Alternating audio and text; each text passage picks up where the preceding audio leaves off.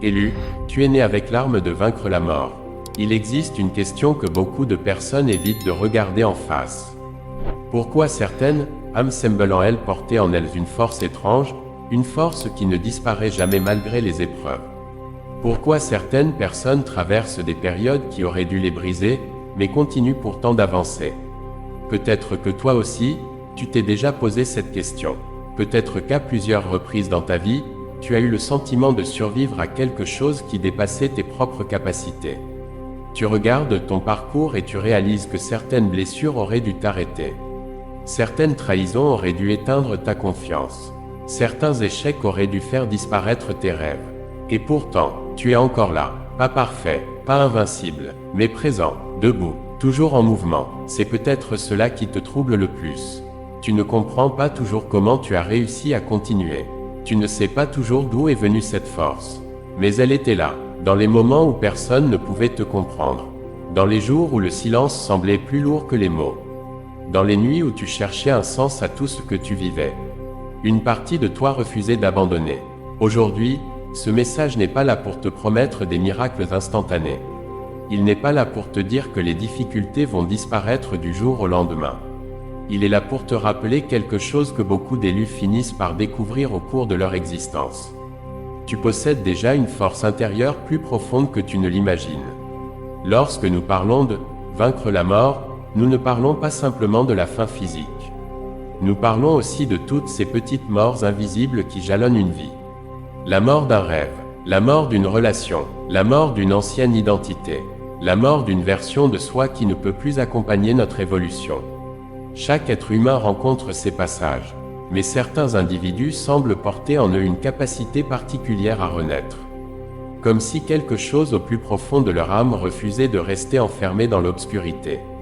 Si tu t'es souvent senti différent, si tu as parfois eu l'impression de suivre un chemin que peu de personnes comprennent, alors reste jusqu'à la fin, car ce voyage pourrait mettre des mots sur ce que tu ressens depuis longtemps. Et peut-être même t'aider à voir ton histoire sous un angle nouveau. Si ce genre de message résonne en toi, tu peux t'abonner pour la suite. Car aujourd'hui, nous allons explorer ensemble 10 étapes qui permettent à un élu de découvrir l'arme intérieure avec laquelle il est né. Une arme qui ne détruit pas, une arme qui construit, une arme qui permet de traverser les épreuves sans perdre son essence. Une arme qui permet de se relever encore et encore. Commençons. 1. Le sentiment d'être différent. Tout commence souvent par une sensation difficile à expliquer. Depuis l'enfance, beaucoup d'élus ont le sentiment de ne pas être exactement comme les autres. Ils participent aux mêmes activités. Ils vivent dans les mêmes environnements. Ils suivent les mêmes règles. Et pourtant, quelque chose semble différent. Ils observent davantage. Ils ressentent davantage. Ils réfléchissent souvent plus profondément à certaines questions.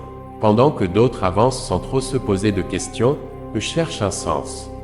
Ils veulent comprendre, ils veulent savoir pourquoi les gens agissent comme ils le font, pourquoi certaines situations se répètent, pourquoi certaines blessures marquent autant les êtres humains. Au début, cette différence peut sembler être un problème. Elle peut créer de l'isolement. Elle peut donner l'impression d'être en décalage. Beaucoup essaient même de cacher cette particularité.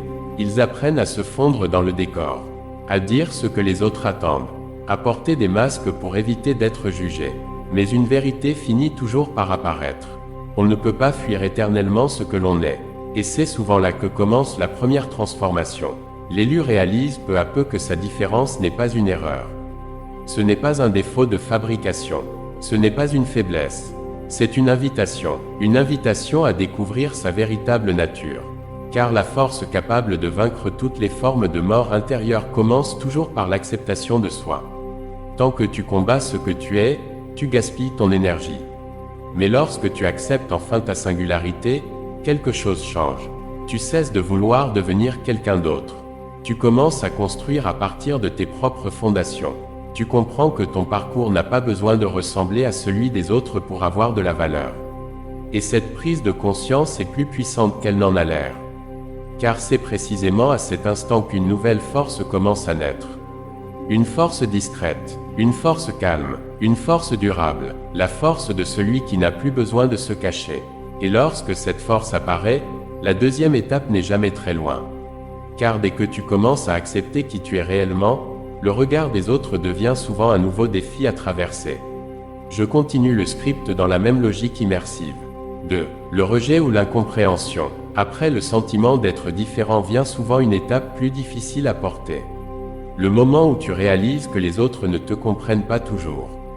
Tu peux être entouré, parler, rire, partager, et pourtant ressentir une forme de distance invisible. Comme si ton monde intérieur ne trouvait pas toujours d'écho autour de toi. Au début, tu essaies d'expliquer. Tu cherches les bons mots. Tu fais des efforts pour être compris. Mais plus tu insistes, plus tu remarques un décalage. Alors tu commences à te taire un peu plus. Pas parce que tu n'as rien à dire, mais parce que tu sens que tout ne sera pas reçu. C'est ici que beaucoup d'élus vivent une forme de rejet, parfois subtil, parfois direct. Des moqueries, des incompréhensions, des jugements rapides, et avec le temps, une idée peut s'installer, peut-être que je suis trop différent.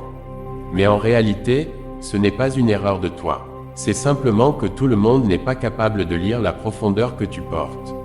Et cette étape, aussi douloureuse soit-elle, commence à te détourner du besoin d'être validé par tous. 3. Le silence intérieur qui s'installe. À force de ne pas être compris, quelque chose change. Tu deviens plus silencieux, pas à l'extérieur seulement, mais à l'intérieur aussi. Tu réfléchis davantage avant de parler. Tu observes plus que tu n'interviens. Et parfois, tu te retrouves seul avec tes pensées. Ce silence peut être inconfortable au début. Il donne l'impression d'un vide. Mais avec le temps, ce vide commence à devenir un espace. Un espace où tu commences à t'écouter vraiment. Sans bruit extérieur, sans influence, sans distraction. C'est dans ce silence que beaucoup d'élus découvrent quelque chose d'essentiel. Une voix intérieure qu'ils n'avaient jamais vraiment entendue auparavant. Une intuition, une lucidité, une forme de clarté discrète mais persistante. Et même si tout n'est pas encore clair, tu sens que quelque chose en toi commence à se structurer différemment. 4. Le moment où tout semble bloqué. Puis vient une phase plus lourde, celle où tu as l'impression que rien n'avance. Tu fais des efforts, mais les résultats ne suivent pas toujours. Tu essaies de changer, mais certaines choses reviennent encore. Tu veux avancer, mais tu sens comme une résistance invisible. C'est souvent à ce moment que beaucoup abandonnent leurs rêves. Pas parce qu'ils ne sont pas capables, mais parce qu'ils pensent être bloqués définitivement. Pourtant, ce blocage n'est pas toujours un arrêt. Parfois, c'est une phase de construction invisible. Comme si la vie te forçait à consolider quelque chose en toi avant de t'emmener plus loin. 5.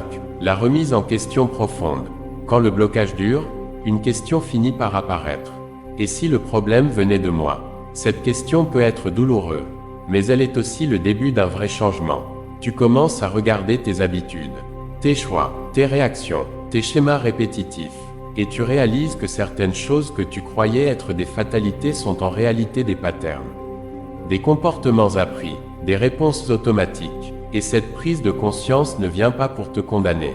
Elle vient pour te rendre lucide. Car on ne peut pas transformer ce que l'on refuse de voir. 6. Le détachement des anciennes habitudes. Petit à petit, tu commences à lâcher certaines choses. Pas tout en même temps, mais progressivement. Certaines relations ne te correspondent plus. Certaines distractions perdent leur intérêt. Certaines habitudes ne te nourrissent plus comme avant. Et ce détachement peut être étrange, comme une perte au début. Mais en réalité, c'est un allègement. Tu ne le comprends pas immédiatement, mais tu es en train de libérer de l'espace intérieur. 7. La reconstruction mentale. Une fois que certains éléments tombent, tu commences à reconstruire. Mais cette fois, différemment. Tu ne reconstruis plus pour plaire. Tu reconstruis pour être aligné. Tu choisis mieux tes pensées. Tu fais plus attention à ce que tu acceptes dans ton esprit. Tu commences à comprendre que tout commence là, dans la manière dont tu interprètes la vie. Et cette reconstruction est lente, mais elle est solide. 8. L'apparition de la clarté. Un jour, sans bruit, quelque chose devient plus clair. Tu ne sais pas exactement quand ça a commencé, mais tu réalises que tu vois les choses différemment. Tu réagis différemment. Tu comprends plus vite certaines situations. Tu es moins perdu dans le chaos mental. Ce n'est pas une illumination spectaculaire. C'est une stabilité progressive. 9. L'alignement intérieur. À ce stade, quelque chose s'installe. Une forme d'accord entre ce que tu ressens, ce que tu penses et ce que tu fais. Tu n'es pas parfait, mais tu es plus cohérent avec toi-même.